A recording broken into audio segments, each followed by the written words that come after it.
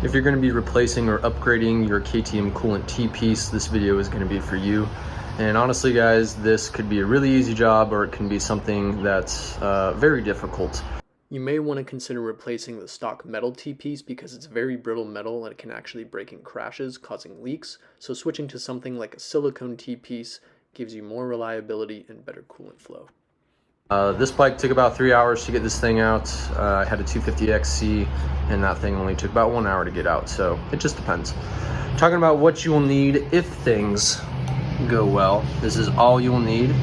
A unique spline tool is required for this job. I recommend getting one that's 2 or 3 inches long instead of this 1 inch long one. I ended up stripping the threads that are in the T-piece.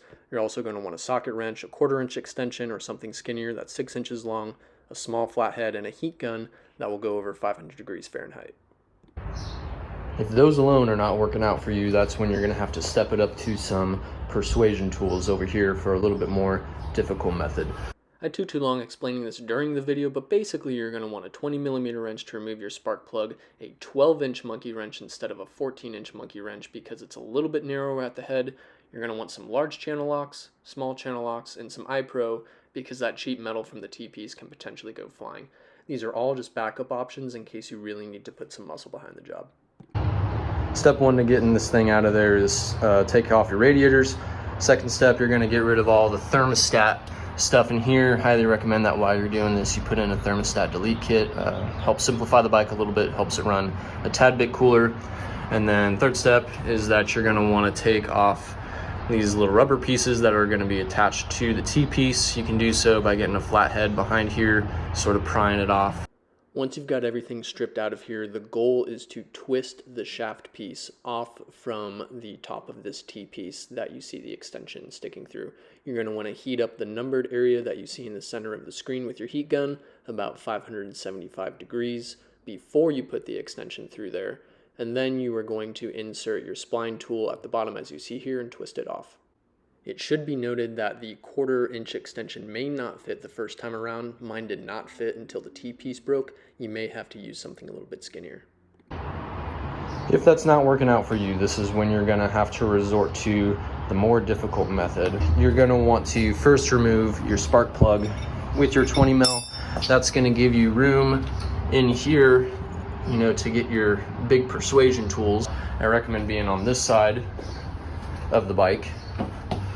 And then I recommend taking this from this level. Then I recommend putting it through this hole right here. And you'll be able to get everything lined up.